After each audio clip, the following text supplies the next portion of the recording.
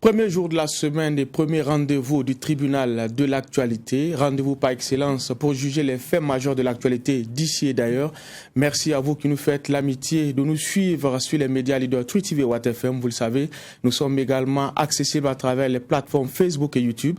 Je suis Adam Scarlett Ouedraogo, président de ce tribunal. Mesdames, Messieurs, bonjour. Bonjour, Monsieur le juge Juge Bougma plutôt. Bonjour, président Ouedraogo. Bonjour, Madame, Messieurs.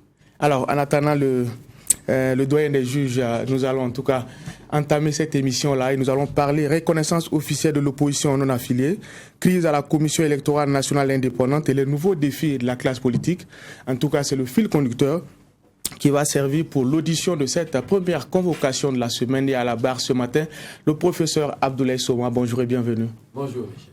Alors, je rappelle que vous êtes le président du parti Soleil d'Avenir. Avec vous, nous allons parler de l'actualité politique, en tout cas au Burkina Faso. Mais avant, nous allons ouvrir la première fenêtre de cette émission, les avant-propos.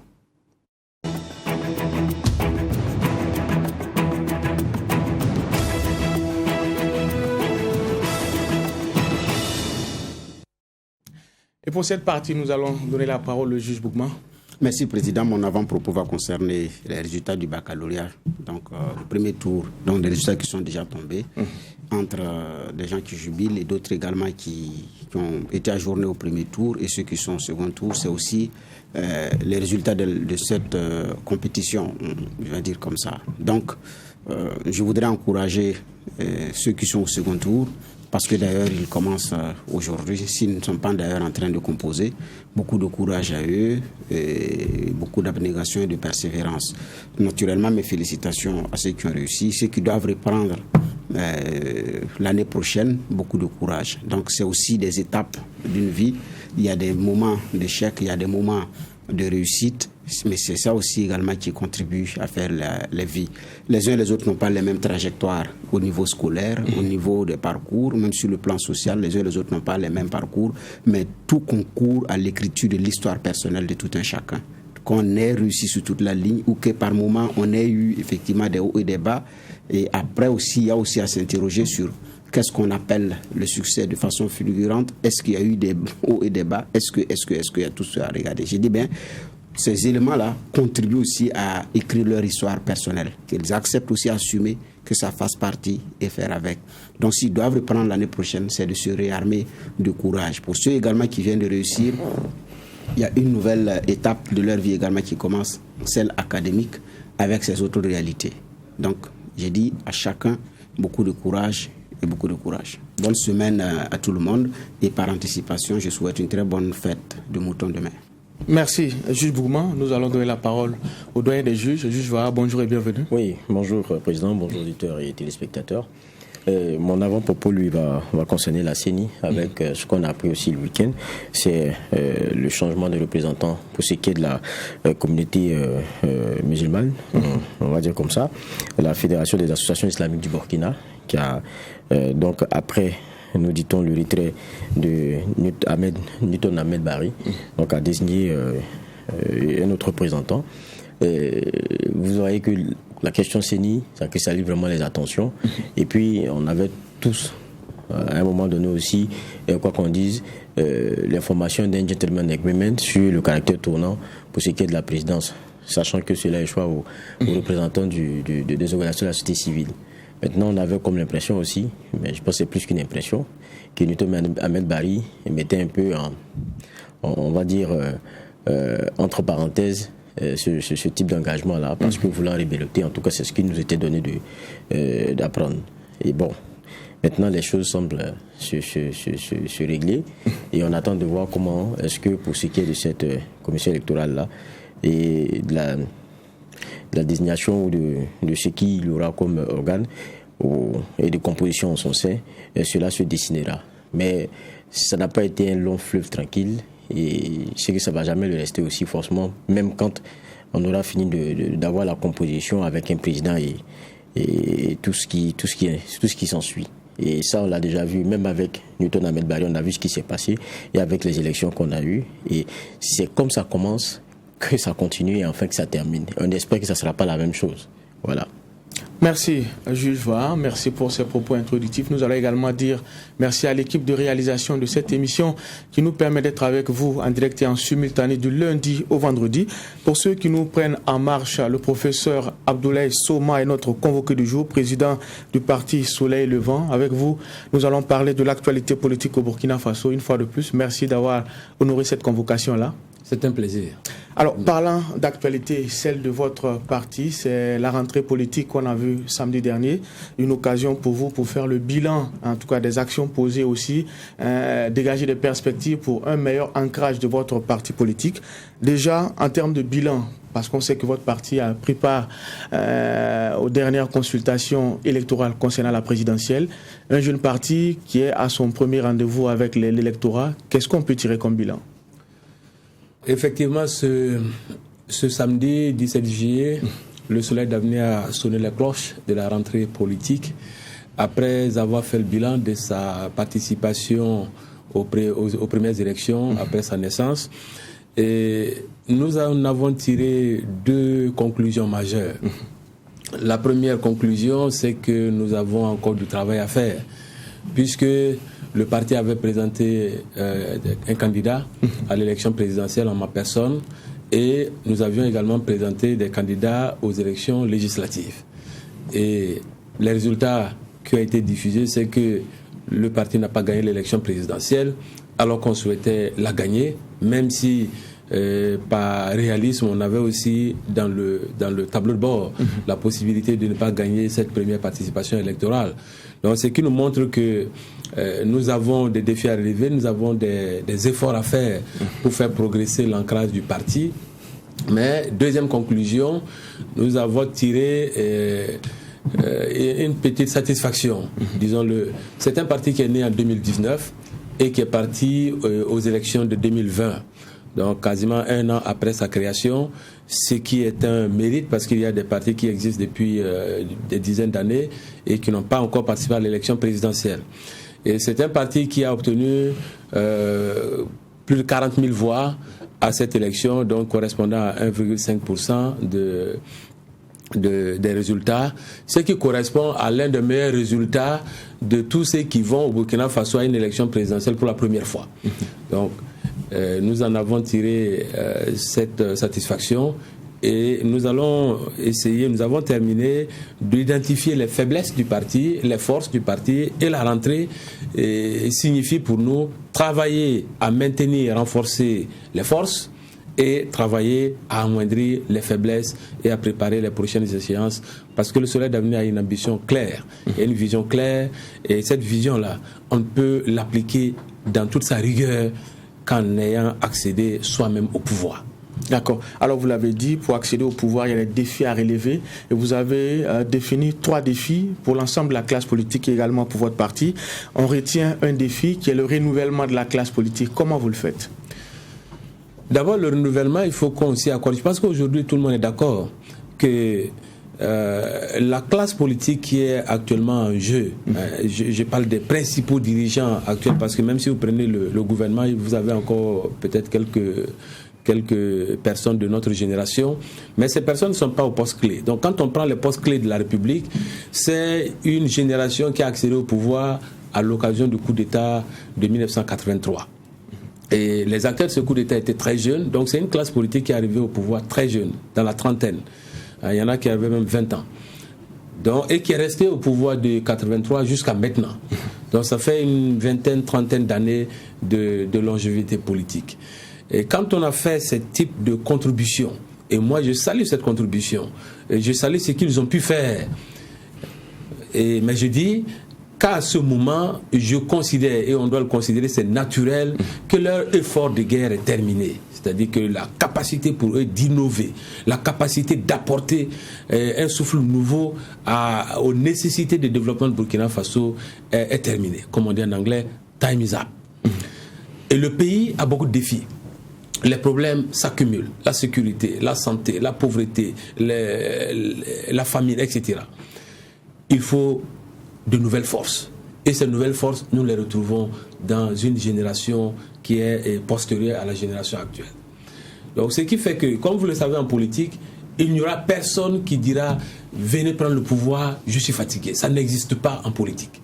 Il n'y a que vous qui savez que celui-là est fatigué, qui vous devez vous mettre en opération de le remplacer, dans toute la courtoisie qu'il faut, mais dans toute la fermeté qu'il faut. Et c'est pourquoi le Soleil d'Avenir a ouvert ce chantier. En rentrant en contact avec les grands leaders de partis politiques qu'il estime être de cette génération politique.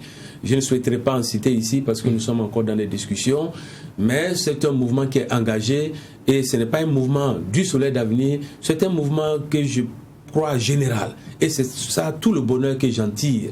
J'ai vu qu'avec les autres, quand on s'est vu, il y a une convergence de vision, il y a une convergence d'intention. Il faut donc coordonner maintenant l'action pour montrer au peuple burkinabé que cette offre, que nous pouvons proposer une offre politique crédible et solide. Et c'est à ce prix-là que le peuple va valider notre génération pour qu'elle accède au pouvoir. Alors, messieurs les juges, nous sommes dans la partie généralité. Oui, moi je viendrai peut-être sur une actualité récente. On a vu les marches sur les questions sécuritaires, et appel donné par l'opposition de marcher les 3 et 4 juillet dernier. Et on a vu l'ONA qui a lancé aussi l'appel à une sortie massive. Certains se sont dit, pourquoi ? Bon, l'ONA a l'habitude de se démarquer et dire, bon, l'opposition, nous le sommes, mais de façon non alignée, non affiliée. Donc, forcément, si d'aventure il y avait des mots d'ordre, peut-être qu'on s'attendrait à celui aussi de l'ONA à un moment donné pour exprimer son mécontentement, peut-être à travers une marche, mais pas avec l'opposition politique comme on connaît CEFOP. Expliquez-nous un peu la démarche pour que peut-être ceux qui nous écoutent comprennent mieux. Non, d'abord, l'ONA, c'est de l'opposition. Les partis membres de l'ONA sont des partis qui ont déclaré leur appartenance à l'opposition politique. Et quand on est dans l'opposition politique, il y a un certain nombre d'actions qu'on doit mener, il y a un certain nombre de buts qu'on doit poursuivre. Ces buts peuvent être ponctuellement poursuivis par tel ou tel acteur politique. Si un acteur politique engage une action qui rentre dans nos objectifs, il est tout à fait opportun, il est tout à fait légitime que nous nous associons à l'action de cet acteur. Il peut même arriver que la majorité engage des actions, notamment sur le plan de la sécurité, qui nous plaisent, que nous allons encourager. Si c'est une action de l'opposition menée dans le cadre de concertation du CEFOP, donc autour du CEFOP, et que nous trouvons que ces actions peuvent contribuer à la démocratie, à l'amélioration de la gouvernance, nous allons contribuer à ces actions. Et c'était le cas des marches qui étaient programmées. Et en réalité, nous étions entrés en contact avec certains acteurs pour programmer une marche de l'ONA. Et dans cette démarche, nous avons croisé la démarche du cadre de concertation du CEFOP de faire une marche à une date qui était antérieure à la nôtre. Donc nous nous sommes dit, il vaut mieux y aller puisque nous-mêmes nous voulions faire cette marche. Nous allons collaborer pour montrer d'abord que dans l'opposition, nous sommes capables d'avoir des objectifs communs, que dans la République, nous sommes capables d'avoir des objectifs communs et qu'avec l'opposition qui est réunie au cadre de concertation de CEFOP, nous pouvons avoir des objectifs communs à poursuivre. Voilà le message qui est passé. Il n'en demeure pas moins qu'il peut y avoir des divergences sur un certain nombre de points, notamment concernant le dialogue politique, concernant la représentation de l'opposition, concernant l'orientation de l'opposition et sa fermeté à l'égard de la majorité, à l'égard du gouvernement, et aussi concernant la nécessité du renouvellement de la classe politique. Donc aujourd'hui, un des goulots d'étranglement avec l'actuel CEFOP, c'est que nous pensons que le parti qu'il gère est un parti de l'ancienne classe politique et qu'il faut renouveler les choses à cet égard. Et que la tendance qui est prise n'est pas une tendance de renouvellement. Donc voilà à peu près pourquoi l'ONA a appelé à contribuer aux marches qui ont été lancées par le CEFOP. L'ONA entrevoyait sa propre marche, ça allait être aussi un test grandeur nature pour montrer votre capacité de mobilisation. Si d'aventure, vous ne le faisiez pas avec l'opposition politique, est-ce que ce n'était pas la crainte aussi de ce rendez-vous, même si on sait que pour l'opposition politique, CEFOP aussi, c'était l'enjeu majeur, celui de la mobilisation? Toute marche a pour enjeu la mobilisation. Mais aujourd'hui, croyez-moi, avec les réunions que nous tenons, avec le travail qui est fait, je me permettrai de ne pas douter de la capacité de mobilisation de l'ONA si on devait organiser une marche. Parce qu'une marche peut être organisée sur la base d'un intérêt particulier. Par exemple, si l'ONA veut sortir pour exprimer son mécontentement sur sa non prise en compte dans les instances de représentation de l'opposition, vous voyez que le cadre ici est restreint. Donc en ce moment, la mobilisation va consister seulement dans l'assiette des partis politiques membres de l'ONA. Mais si l'ONA lance un appel à mobilisation pour des questions plus globales, plus nationales, la sécurité, la mauvaise gouvernance, mais qui nous tenaille aujourd'hui, la faim, la pauvreté, et l'incohérence des décisions, de certaines décisions du gouvernement, évidemment, on peut avoir mobilisé des personnes qui ne sont même pas membres des partis politiques de l'ONA, et en ce moment, la capacité de mobilisation peut varier. Mais n'ayant pas de doute sur notre capacité de mobilisation, on recherche d'autres, on recherche juste les occasions de réclamer des choses de façon légitime, de façon légale à ce gouvernement. Et comme on a fait une marche, on a participé d'ailleurs au bilan, pour faire le bilan avec le CEFOP. On a fait une réunion conjointe pour faire le bilan de cette marche. Et nous avons estimé qu'il y a un certain nombre de points qui restent à exprimer et que nous devons nous réorganiser pour le faire savoir à cette majorité gouvernementale. Alors, vous aviez également une plainte par rapport aux désignations des commissaires à la CENI, par rapport... les commissaires doivent siéger au niveau de la CENI pour le compte du chef de file de l'opposition. Elle est à quel niveau maintenant? Ah oui, mais nous on n'a pas communiqué sur cette plainte, vous devez être très informés. Mais je peux confirmer cela. Je peux confirmer que l'ONA a engagé une bataille juridique contre le mode de désignation des représentants de l'opposition, notamment à la CENI. Il y a aussi, dans le cadre du dialogue politique, mais quand on parlait de la CENI, effectivement, quand on prenait la loi sur le statut de l'opposition politique, on dit que le chef de file de l'opposition, qui est une seule personne, est le porte-parole attitré de l'opposition. Et je pense qu'aujourd'hui, personne ne le conteste. Lui, il est porte-parole attitré de l'opposition en vertu de la loi, ce qui est une personne. Le problème de l'ONA, c'est que quand lui se retrouve, il a créé un cadre qui s'appelle le cadre de concertation du CEFOP, qui n'existe pas dans la loi, qui est un cadre informel, c'est-à-dire un cadre particulier de regroupement des partis membres de l'opposition. Et ce cadre-là n'a pas réussi à absorber tous les partis membres de l'opposition. Ce qui fait que, au sein de l'ONA, on a pris la responsabilité de créer l'autre cadre qui peut absorber l'autre moitié, ou l'autre partie en tout cas de l'opposition. Donc, ce qui fait qu'aujourd'hui, il est clair dans la loi, dans la pratique politique, dans l'esprit politique de tous les Burkinabés, que quand on parle d'opposition, quand on a consulté le CEFOP et qui se limite au cadre de concertation du CEFOP, il n'a pas regroupé toute l'opposition. Je pense que ça, l'ONA quand même a réussi à imposer ça dans l'esprit collectif. Quand, en vertu du code électoral, on dit que pour le renouvellement et la composition de la CENI, il faut des commissaires représentant l'opposition entière. C'est ce qui est dit dans la loi. Ces commissaires sont réputés représenter l'opposition entière. Le ministre commet une première erreur en envoyant la correspondance de désignation de ces commissaires uniquement au CEFOP. Mais c'est une erreur qui aurait pu être rattrapée si le CEFOP, prenant la correspondance du ministre d'État, avait senti la réalité politique qu'il gère un cadre de concertation qui est composé d'un certain nombre de partis de l'opposition et qu'il y a d'autres partis de l'opposition qui se sont organisés dans d'autres cadres, dont l'ONA. Il aurait pu appeler tout le monde et puis qu'on délibère pour désigner des commissaires qui peuvent représenter l'opposition tout entière. Il ne l'a pas fait. Il pense que c'est une erreur qui est rattrapable.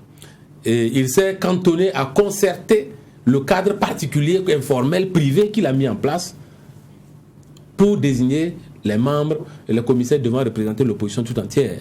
Nous protestons. Et cette fois-ci, de façon juridique, nous avons déposé une plainte au tribunal administratif et au Conseil d'État pour l'invalidation des différents actes juridiques de désignation des commissaires représentant l'opposition, parce que nous estimons que ces commissaires ne représentent que le cadre de concertation du CEFOP, et alors qu'ils sont supposés représenter l'opposition tout entière. Donc, elle n'est pas encore vidée. Non, nous avons posé, je pense que ça prend un peu de temps, mais nous avons, en même temps que la plainte principale, nous avons demandé un référé, c'est-à-dire d'arrêter le processus. Pourtant, la prestation de serment, c'est mais peut-être que je pose la question. Peut-être que le référé va être vidé ce matin, parce que c'est depuis vendredi que cela a été fait.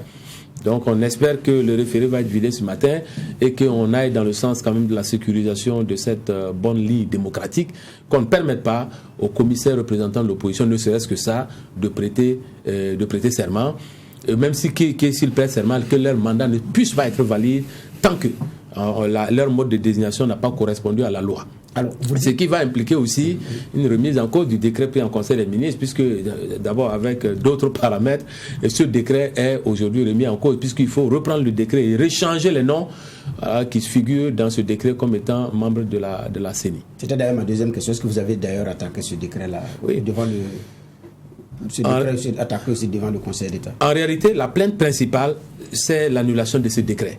Okay. Voilà. Et l'annulation de ce décret, ce n'est pas tout le décret, mais le décret est grévé d'une irrégularité, d'une illégalité concernant la désignation, en tout cas en ce qui nous concerne, des commissaires représentant l'opposition.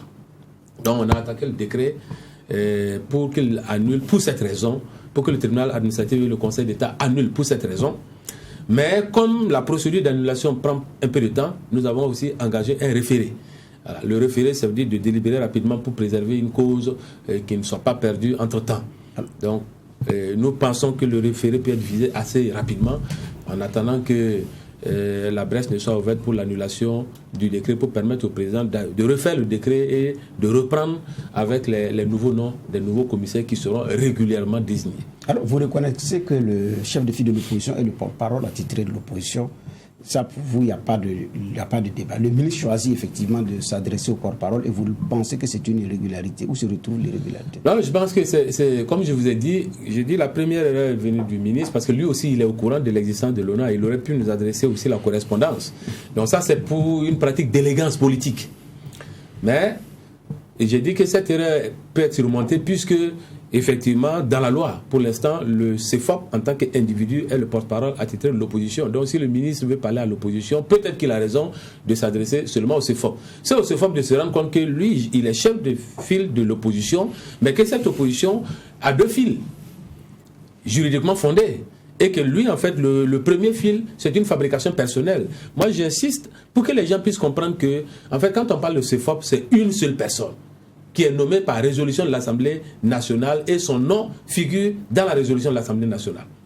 Maintenant, la réunion qui se fait autour du CEFOP, l'organisation qui est autour du CEFOP, qui s'appelle le cadre de concertation du CEFOP, n'est pas prévu par la loi, c'est le CEFOP personnellement qui l'a créé. Donc c'est un cadre informel d'organisation des membres de l'opposition. Mais ce cadre informel, quand il a été créé par l'ancien CEFOP qui est Zéphirin Diabré, ce qui a amené donc un éclatement de cette opposition, c'est que ce cadre informel, quand il a été créé, le CEFOP a dit, c'est mon cadre privé, je vais y accepter qui je veux, je vais y rejeter qui je ne veux pas. Et ça a été fait. Donc à l'époque, il y a un certain nombre de leaders de partis politiques qui ont demandé à venir dans ce cadre de concertation, et le CEFOP a dit non. Ça veut dire que c'est un cadre privé, c'est un club privé, ce qui montre justement le caractère privé, le caractère informel du cadre de concertation du CEFOP. Parce que si c'était un cadre républicain, légal, le CEFOP n'aurait pas le choix que d'accepter tout le monde. Mais comme c'est un cadre qu'il a créé lui-même, c'est pourquoi il s'est donné le droit de ne pas accepter tout le monde à l'époque. Et donc il a aussi ouvert le droit à certains de ne même pas y aller. C'est le cas par exemple du Soleil d'Avenir qui n'a jamais demandé à aller au cadre de concertation du CEFOP parce qu'il a voulu exploiter la brèche, la liberté laissée par la loi d'avoir un autre cadre d'organisation de l'opposition politique. Et ce qu'on a fait. Alors une dernière question sur cette affaire. On sait qu'en son temps, Ablassé Ouedraogo avait esté en justice contre d'ailleurs le fait qu'il n'est pas admis au niveau du cadre de concertation. Je crois que c'est devant le tribunal administratif, il a perdu. Mais vous êtes avocat, donc inutile de rappeler votre parcours au département de droit. Alors, la question que je me pose, est-ce que vous envisagez également attaquer devant les juridictions ce cas de concertation qui pour vous n'a pas sa raison d'être? Non, parce que permettant à quelqu'un d'en faire ce qu'il veut de l'opposition burkinabé. Non, justement, à l'époque, franchement, le tribunal administratif a bien jugé. Okay. Parce que vous ne pouvez pas réclamer qu'on vous accorde le droit d'être admis dans un club privé. C'est comme si vous voulez entrer dans la maison de quelqu'un, il vous refuse, dit je ne vous aime pas, je ne veux pas que vous venez chez moi, je ne veux pas que vous venez me rendre visite à mon bureau, et vous voulez que les juges vous donnent le droit d'y être forcément. Donc cette décision confirme le caractère privé, informel. Moi, je comprends ça. Moi, c'est l'existence même de ce cadre de concertation. Puisque ça me dérange moi, ce n'est pas je force pour y être et demande au juge de faire en sorte qu'il m'accepte. Ce n'est pas ça. Moi, c'est l'existence du cadre. L'existence du cadre n'est pas due en fait au CEFOP. L'existence du cadre est due à la loi. Cette loi sur le statut de l'opposition politique est pleine de failles. Quand vous la lisez, vous finissez, vous attrapez votre tête. Il y a trop d'incertitudes et trop de failles dans la loi. C'est parce que la loi a laissé ces failles que le CEFOP s'est retrouvé dans l'informel. Parce que regardez, dans la version 2009, la loi avait verrouillé, il y avait des barricades. On dit, au Burkina Faso, pour qu'un parti puisse être considéré comme parti politique de l'opposition, forcément, ce parti doit adresser une lettre au CEFOP. Et quand ce parti a adressé une lettre au CEFOP, forcément, le CEFOP prend acte. Il n'a pas de sentiments à exprimer. Donc là, c'est républicain. En ce moment, le CEFOP chapeaute toute l'opposition et n'importe quel parti de l'opposition est forcément au CEFOP et de droit. Mais quand on a modifié la loi en 2013, on a enlevé cette partie pour permettre à des partis qui étaient de l'opposition et de ne pas se reconnaître dans une position qui était adoptée à l'époque par le CEFOP, de ne pas aller au CCRP pour modifier l'article 37. Donc ça permet à des partis politiques de déboîter. Quand on a fini, il y a l'insurrection et on a oublié de fermer la vanne qui a été ouverte. Donc l'état actuel de la situation, c'est que personne n'est obligé d'adresser une lettre au CEFOP. Et le CEFOP non plus n'est obligé de recevoir personne dans son cadre privé. Ce qui laisse la liberté à tout le monde d'y aller et au CEFOP de refuser. Donc l'acceptation ou le refus peut dépendre du CEFOP. Le CEFOP actuel s'est dit ouvert qu'il va accepter tout le monde. Il n'en demeure pas moins qu'il veut accepter tout le monde dans un cadre privé et que quand vous y êtes, le jour où ça ne lui plaît pas, il peut vous dire de quitter et que vous ne pouvez pas avoir une action en justice qui prospère puisque c'est un cadre informel. D'accord. Alors aujourd'hui, vous réclamez de l'opposition, mais vous rejetez le cadre de concertation qui pour vous est un cadre informel. Et pour protester, vous créez encore un cadre informel. Pour certains, le choix de faire la politique de la chaise vide ne paye pas. Vous auriez dû entrer à l'intérieur et changer les choses. Est-ce que c'est également votre lecture? Non, ce n'est pas ma lecture. D'abord, l'ONA ne rejette pas le cadre de concertation du CEFOP. L'ONA pense que le cadre de concertation du CEFOP a sa raison d'être parce que c'est un cadre mis en place par le chef de file de l'opposition et la Constitution reconnaît aux partis et formations politiques de créer des cadres pour se regrouper. Et donc, le chef de file de l'opposition, il a raison, puisque la loi ne lui a pas nommé ce qu'il préside. En fait, le problème, c'est celui-là. Le problème de la loi, c'est celui-là. C'est d'avoir un chef d'institution, le chef de file de l'opposition, mais sans l'institution. Comment s'appelle l'institution que le chef de file de l'opposition préside? Ça n'existe pas. On a un chef d'institution sans le nom de l'institution. L'institution n'est pas institutionnalisée. Ça n'existe pas. Est-ce que vous avez vu au Burkina Faso une institution qui s'appelle file de l'opposition? Ça n'existe pas. Et on a un chef de file, mais on n'a pas le fil. C'est ça le problème, l'incohérence de la loi. Et j'ai appelé le gouvernement à corriger cela. Et je me suis prêté gratuitement à notre pays pour qu'on puisse rédiger la loi ensemble pour corriger ces anomalies. Mais tant que ce n'est pas corrigé, ça laisse tout le monde dans l'informel. Le gouvernement est dans l'informel, le CEFOP est dans l'informel, l'ONA est dans l'informel. Donc nous ne rejetons pas le cadre de concertation du CEFOP. Le CEFOP a le droit, comme tous les leaders politiques, comme tous les partis politiques, d'organiser un cadre de concertation de ses proches politiques. Tout comme l'ONA aussi.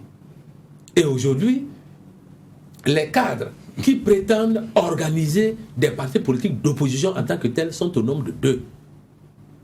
Il n'y en a pas 3. C'est le cadre de concertation du CEFOP, autour du CEFOP, et l'ONA, qui est un cadre de concertation d'autres types de partis politiques de l'opposition qui se structurent. Donc ce que vous voulez aujourd'hui, c'est une reconnaissance officielle de l'ONA. Alors, à écouter beaucoup de Burkinabés, la meilleure représentativité, c'est les urnes qui donnent cela. Est-ce qu'en vous imposant sur le terrain, en gagnant des députés, en ayant des conseillers, on est obligé de compter avec vous? Est-ce que ce n'est pas le premier combat à mener? Moi, je suis devant un tribunal. Le tribunal applique des lois et des principes. Et le principe en matière de partis politiques, c'est le principe qui est fixé aux articles 12 et 13 de la Constitution, qui dit tous les partis politiques s'écrivent librement et tous les partis politiques sont égaux en droit et en devoir. C'est clairement écrit dans notre Constitution. Le Soleil d'avenir égale le MPP, égale le CDP, égale le parent, égale le MPS sur le plan des principes en droit. Donc, là où le MPS ou le CDP a le droit de siéger comme parti politique ex-qualité, le Soleil d'avenir a le droit de siéger. C'est ça, en fait, je suis sur les combats de principe d'abord. Les combats d'élection, tout le monde sait qu'on va à une élection, il y a quelqu'un qui gagne, il y a quelqu'un qui perd. Cette fois-ci, le Soleil d'avenir a perdu, nous assumons. Mais ça n'enlève pas au fait que le Soleil d'avenir soit un parti politique qui soit égal aux autres partis politiques. Donc c'est sur les questions de principe qu'il faut qu'on règle le problème. Et ce qui fait que on ne peut pas être parti politique et juste membre d'un cadre de concertation informelle et avoir plus de droits que les autres partis politiques qui ne sont pas simplement dans ce cadre de concertation informelle. Parce que c'est ce qui arrive. Quand je suis dans le cadre de concertation du CEFOP, j'ai le droit d'être consulté pour désigner des commissaires à la CENI, par exemple. Et quand je suis en dehors de ce cadre de concertation, je n'ai pas le droit. Voyez, comment mon appartenance à un club privé peut déterminer la jouissance de mes droits? Ça ne peut pas dans une république qui se gouverne correctement. Et donc, quand on me dit que le pays est gouverné, je dis certes, mais il n'est pas gouverné républicainement. Alors que nous sommes dans une république. Si on enlève la république de nos cœurs, le Burkina Faso tombe.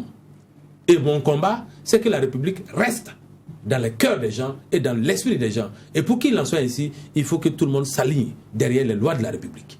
Juge Va. Oui, justement, ça s'aligne derrière les lois de la République. Mais vous dites que le ministre, il fait d'abord une erreur.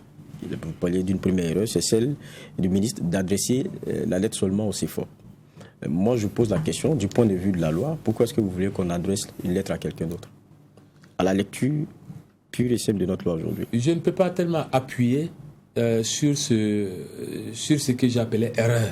Ça, ce n'est pas une illégalité de la part du ministre. Donc on s'est compris. Le ministre a été informé de l'existence d'un autre cadre de concertation de l'opposition. Voilà.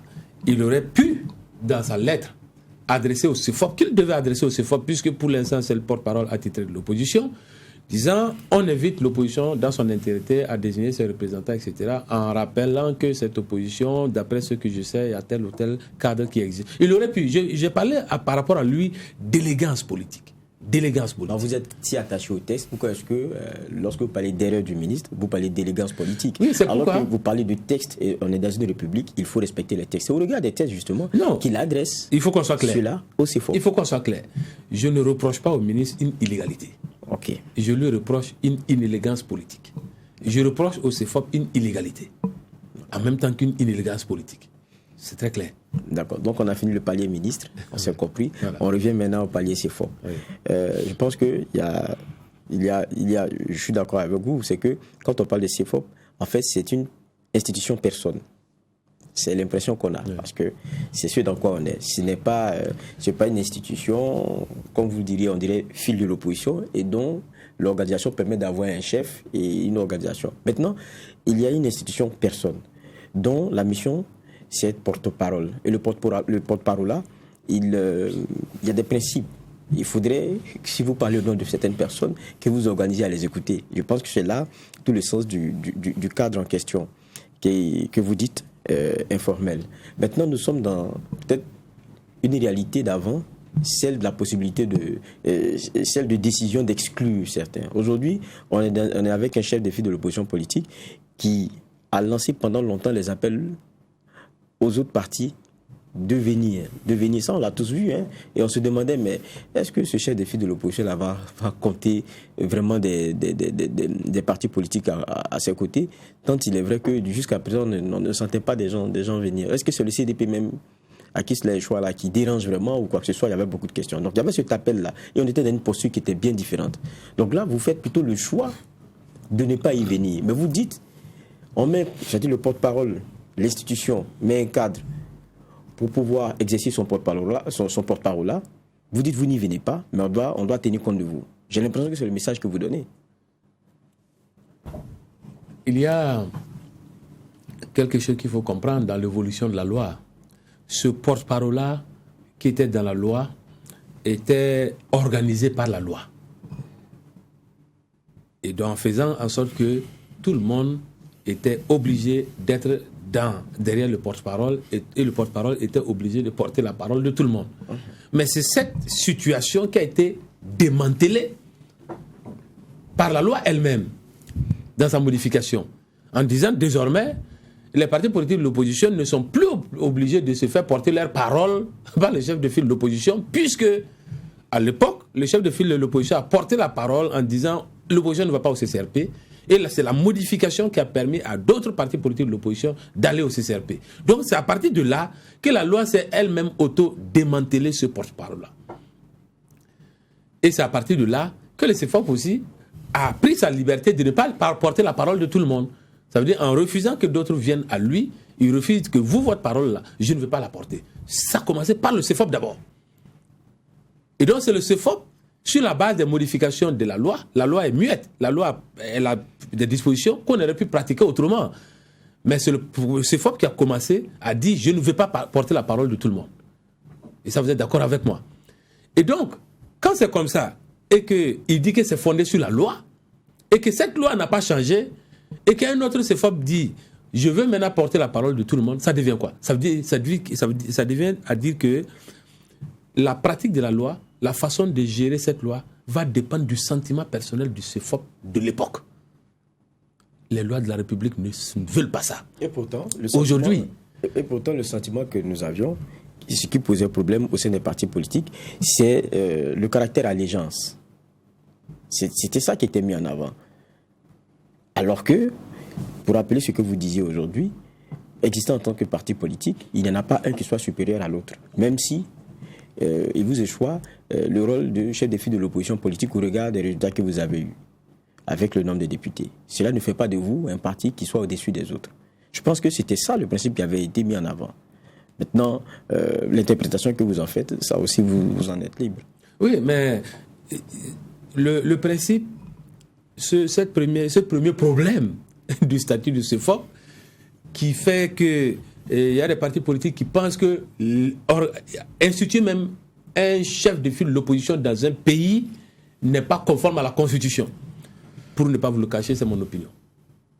Mais je ne développe pas là-dessus parce que ce problème il est trop connu pour être développé ici. Ça, c'est un premier problème. À supposer même que quand la loi forçait tout le monde à être derrière le CFOP et forçait le CFOP à accepter tout le monde, ça posait d'abord ce premier problème. Pourquoi on dit qu'on est égaux et on va nous forcer? Ça veut dire que la Constitution, qui est supérieure à la loi, dit que nous sommes égaux. Et la loi qui est en bas de la Constitution, qui ne peut jamais contrevenir à la Constitution, dit que vous êtes forcé de vous aligner derrière quelqu'un, c'est-à-dire de vous soumettre. Donc, on avait déjà ce premier problème-là de la constitutionnalité de la loi sur le statut de l'opposition politique au Burkina Faso. C'est un problème qui n'a jamais été réglé puisque c'est une loi ordinaire et une loi ordinaire n'est pas contrôlée du point de vue de sa constitutionnalité de façon obligatoire. Il faut que ça pose un problème pour qu'on l'amène au Conseil constitutionnel. Donc ce problème n'a jamais été posé par les juristes de l'opposition. Et il est resté. Deuxièmement, quand on a modifié la loi posait ce deuxième problème.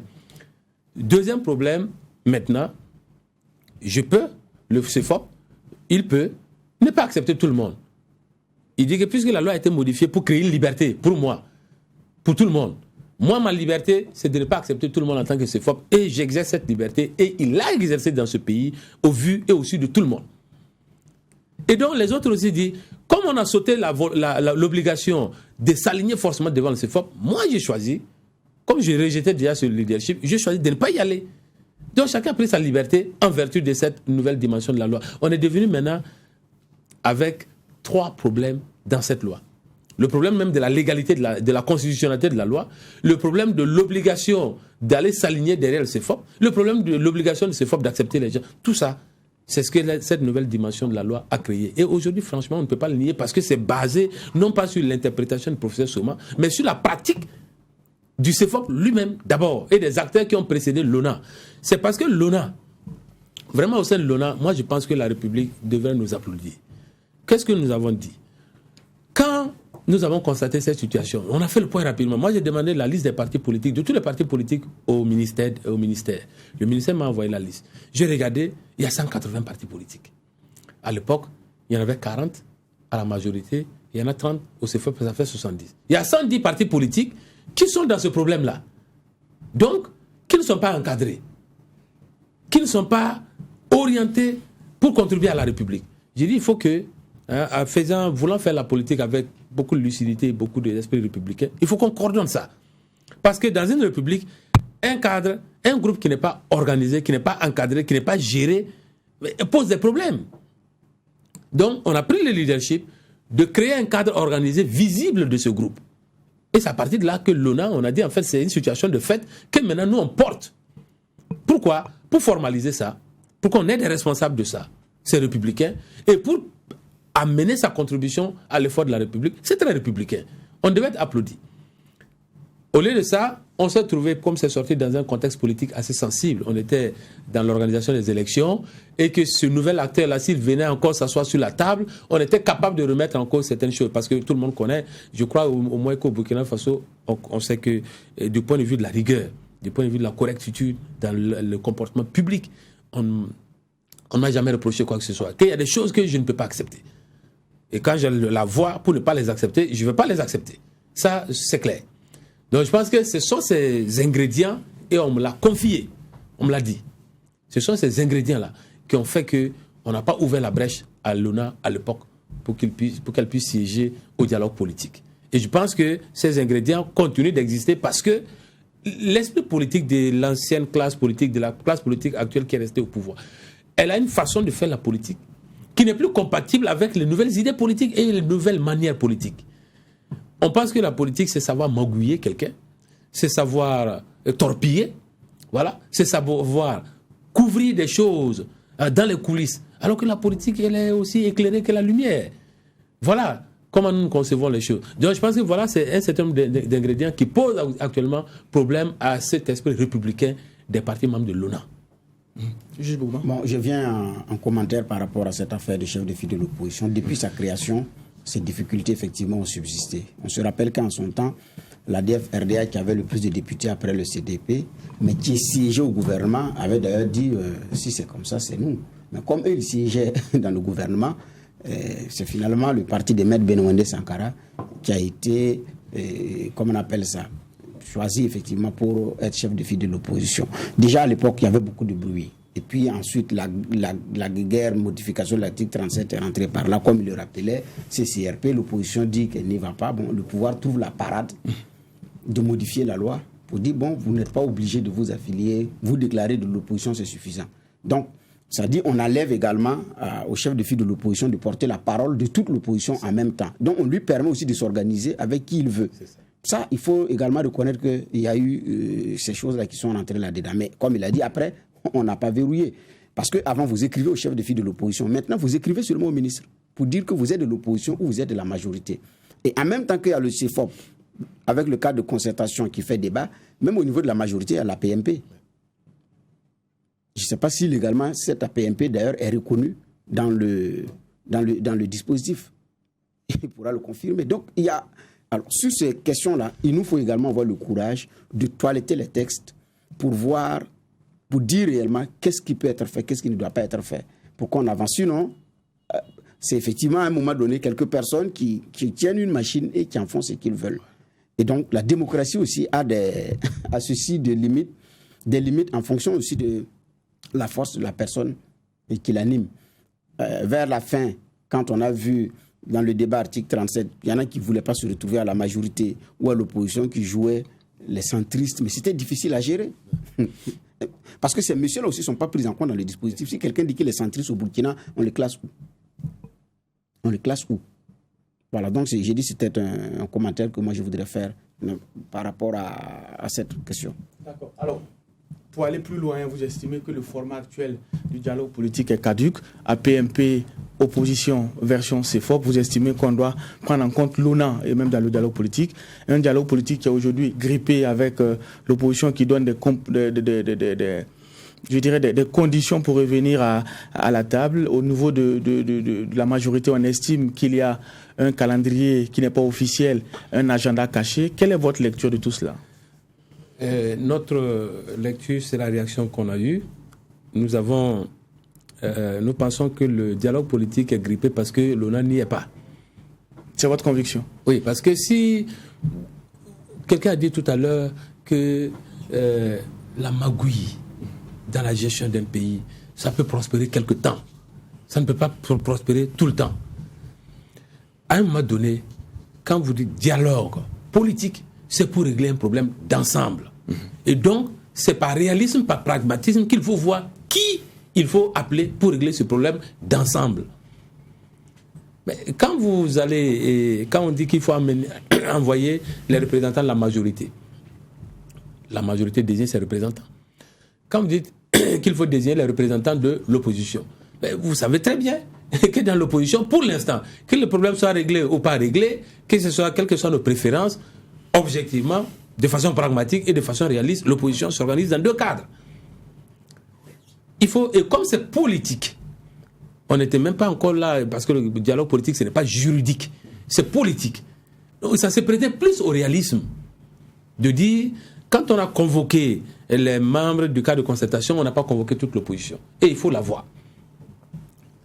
Et donc ça, c'est la première chose. Je pense que là, le titulaire de l'erreur monte plus haut, c'est le chef de l'État, puisque c'est lui qui porte le dialogue politique, c'est lui qui convoque le dialogue politique. Il aurait dû avoir ce statut suprême, cette vision supérieure du chef de l'État. Je rappelle que le chef de l'État, Roch-Marc Christian Kaboré, moi je ne le rejette pas, il a été élu, c'est mon président.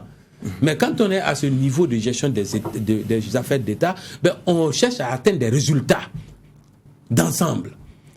Et surtout que c'est l'esprit du dialogue politique. L'ONA aurait dû être consulté, soit au premier niveau, le chef de l'État directement disant je vous adresse la lettre, monsieur le CEFOP, mais j'adresse la lettre aussi en donnant peut-être des quotas, puisque c'est 20 membres de 20 représentants de l'opposition, on aurait pu dire, moi j'avais même demandé 3. Ça suffisait de l'opposition. Ça veut dire que le cadre de concertation du CEFOP pouvait en désigner 17. Voilà l'élégance qu'on a manifestée. Bon, ils n'ont pas jugé bon de prendre ça en compte. Mais nous attendons, puisqu'entre eux d'abord c'est bloqué. Mais il y a un blocage, parce que on a été clair. Vous discutez entre vous, dans une partie de la République, parce que nous représentons une partie de l'opposition politique, nous représentons une partie de la classe politique, ça veut dire que nous représentons une partie de l'opinion politique nationale. Et que les discussions qui sont réputées être générales, si elles ne nous ont pas incluses, c'est que ces discussions-là et leurs solutions ne seront pas générales. Et s'il venait que toutes les mesures prises à l'issue du dialogue conviennent à l'idée qu'on s'est fait de l'intérêt de la République, évidemment, nous n'aurons pas de problème. Mais s'il y a une seule chose qui nous paraît indigne dans la gestion de la République, nous l'avons clairement dit. Moi, je vais mobiliser sur le terrain pour qu'on puisse faire comprendre que nous ne sommes pas d'accord et que la décision là doit être bloquée par tout moyen. L'ONA, en se réaffirmant, a dit désormais, nous avons fait de l'élégance politique, beaucoup. On a pris le temps d'aller voir tout le monde pour expliquer pourquoi on existe. Il y a beaucoup d'institutions qui nous ont reçus, institutions nationales comme institutions internationales. Il y a 2 institutions qui ne nous ont pas encore reçus, c'est le chef de l'État et le ministre d'État, qui sont les institutions centrales quand même dans la gestion de la classe politique. Donc à partir de là, sur le plan politique, on connaît leur opinion. Sur le plan pratique, on sait qu'ils savent que nous existons. Maintenant, si les problèmes doivent se régler avec un certain engagement dans les moyens de rechercher les solutions, on va le faire. Moi, je suis prêt à ça. Je suis dans l'arène politique, ce n'est pas pour m'amuser. Je veux le pouvoir. 1 et 2, je veux que le pays soit correctement géré avant que j'aie le pouvoir. Et donc, ces objectifs-là, on va les poursuivre par tout moyen. Ce qui fait que nous attendons. D'ici la reprise du dialogue politique, nous allons encore marteler le fait que ce dialogue politique, s'il doit reprendre, il doit être repris avec l'ensemble des acteurs. S'ils ne le font pas, évidemment, on ne va pas forcer. Mais on attend les conclusions. Quand les conclusions sortent et qu'on sente que les conclusions sont inclinées, nous allons avoir la communication nécessaire pour expliquer au peuple pourquoi nous pensons que telle ou telle chose est bonne des conclusions du dialogue politique, pourquoi telle ou telle chose n'est pas bonne pour la République des conclusions du dialogue politique, et pourquoi et comment nous allons arrêter ça. D'accord. Mais dans le sens où vous dites oui, si c'est bien, on les accepte, alors que vous étiez parti dans le postulat que vous ne pouvez pas vous reconnaître dans les résultats qui vont sortir effectivement de ce dialogue politique-là. Le mot qui est utilisé, c'est que l'ONA se réserve le droit. On est très prudent, parce que quand on doit parler en public, et je sais que c'est des générations et des générations qui vont lire, j'ai fait toutes les précautions pour qu'on s'exprime correctement. L'ONA se réserve le droit de ne pas se reconnaître dans les conclusions du dialogue politique. On rejette le format, ça c'est clair. Dès aujourd'hui, on a dit qu'on rejette le format. Et pour demain, on se réserve le droit de ne pas se reconnaître dans les conclusions. Il y a une question aussi qui a divisé l'opinion nationale, c'est la question de la réconciliation nationale. Même si aujourd'hui on a l'impression qu'avec la question sécuritaire, cette question est reléguée au second plan. Alors vous, au niveau de l'ONA, vous proposez quelque chose d'assez inédit. Vous parlez de gouvernance de concordance avec un gouvernement de 13 membres à l'image du nombre de régions que nous avons au Burkina Faso. Expliquez-nous un peu cette trouvaille politique-là. Mais ça, c'est pas l'ONA, ça c'est le Soleil d'avenir. Soleil d'avenir. Bon, d'abord, pour l'ONA, en matière de réconciliation, l'ONA, parce qu'il y a matière à réconciliation sur plusieurs domaines. Et que pour mener cette réconciliation, il faut avoir beaucoup d'ouverture d'esprit. Parce que nous avons vu une première expérience, une expérience passée qui s'est révélée échouée, du pardon national. Blaise Compaoré, avec le CDP, avait conduit un processus de pardon national en escamotant, en excluant, en négligeant. Et finalement, à l'officiel, on a proclamé le pardon. Et on a institué le 30 mars de chaque année, journée nationale du pardon. C'était au forceps, parce qu'on avait exclu une partie, on n'avait pas tenu compte de certains. On avait escamoté certaines phases. Et on a célébré, tant qu'il était là, on célébrait le pardon. Mais dès qu'il est parti, le 30 mars qui a suivi son départ, là, qui a parlé de fête nationale du pardon? Personne, jusqu'à aujourd'hui. Le 30 mars vient de passer, personne n'a parlé du pardon. Ça veut dire quoi? Ça veut dire que le processus était mal conduit et la conclusion n'était pas honnête, elle n'était pas intègre. Nous avons interpellé le ministre pour ne pas qu'on rentre dans cette même chose. Parce que pour l'instant, la démarche est la même. Il y a de l'exclusion. Alors que il y a des choses qu'on gère par esprit partisan, mais il y a des choses qu'on gère et qu'on veut gérer par esprit d'ensemble. Et quand c'est comme ça, le résultat, c'est que tout le monde y soit. Il n'a pas garanti ça. Quand on a aussi dans la désignation des représentants de l'opposition dans les instances de la réconciliation nationale, l'ONA n'a pas été consulté et nous n'y sommes pas. Donc, ils vont faire, et j'ai déjà prévenu, que personne dans ce pays ne va sortir dire officiellement qu'on a échoué la réconciliation. De toute façon, il y aura un discours de réussite de réconciliation. Mais c'est l'histoire qui va nous révéler qu'on aura eu tort. Et je suis convaincu qu'un processus de réconciliation conduit de cette façon-là va échouer. Il va échouer pas à l'officiel, mais dans l'intégrité. Et c'est après qu'on va s'en rendre compte. Maintenant, sur le gouvernement de 13 ministres, nous avons dit, dans ce pays-là, il y a une diversité. C'est une richesse. Mais nous sommes en train de l'agiter d'une façon dangereuse. Il y a une diversité ethnique, il y a une diversité régionale, il y a une diversité religieuse. Si on veut, il y a une diversité sociale qu'il faut tenir, qu'il faut prendre en compte dans la gestion du pays. Pourquoi? Parce que quand vous êtes ensemble et que quelqu'un est très puissant, il gère les choses sans vous. Vous n'allez pas peut-être pouvoir faire quelque chose, mais vous n'allez pas y apporter votre contribution. Ça fait une énergie de moins. Et ces énergies de moins-là, il y a ça dans le pays. Donc nous avons pensé qu'il faut, pour la gouvernance efficace et efficiente du Burkina Faso, avoir une gouvernance de concordance, c'est-à-dire faire en sorte que dans la composition de l'appareil gouvernemental, les différents compartiments du pays se ressentent dedans. C'est le sentiment d'être dedans qui compte. Et comment assurer ce sentiment du point de vue politique? C'est dire que nous avons divisé le pays en 13 régions. Ce n'est pas nous qui avons dit telles régions. Mais les régions, d'après l'exposé des motifs de la loi que j'ai lu, on va définir les régions en fonction des particularités locales. Donc c'est parce qu'on pense que vous ressemblez, vous allez être ensemble dans une région. Vous aussi, vous allez être ensemble. Donc les régions sont supposées, d'après l'esprit de la loi, refléter cela. Donc quand on compose un gouvernement national et qu'une région qui est supposée représenter telle catégorie de population n'y est pas, ça fait une exclusion structurelle. Regardez le gouvernement de Roch Kaboré aujourd'hui, 34 ministres là. Il y a des régions qui ont 0 ministre, 0. On peut me dire qu'un ministre travaille pour la République, mais vous-même vous savez que le sentiment national part d'abord d'un sentiment local. Ça, c'est la vérité que je vous dis.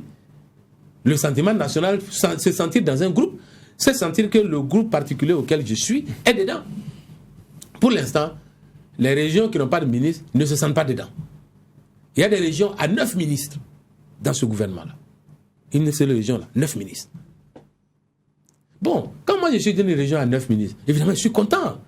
Parce que je tourne, j'ai un oncle, j'ai un frère, etc. Je peux lui poser un problème de la localité, comment on va développer. Mais si vous êtes d'une région à 0 ministre, comment vous allez vous sentir dans ce pays-là? On vous dit forcément, vous êtes dans une nation. Mais vous n'êtes pas dedans. Il faut qu'on se dise ça. Moi, j'ai choisi de faire l'intégrité dans la politique. Je sais que ce n'est pas le style ordinaire, mais c'est ce que j'ai choisi de faire. Alors, professeur Abdoulaye Soman, merci d'être passé à la barre du tribunal de l'actualité. Nous sommes au terme de cette émission. Avec vous, nous avons parlé de votre reconnaissance officielle au sein de la classe politique nationale, la crise au niveau de la Commission électorale nationale indépendante. Nous avons également parlé de questions, des défis, en tout cas aujourd'hui, qui échouent à la classe politique dans son ensemble. Merci, messieurs les juges, pour ces clés de lecture. Nous allons nous donner rendez-vous demain pour la même mission, poser un regard critique sur l'actualité. Mais en attendant, restez fidèles au programme des médias leaders, Truth TV et Watt FM.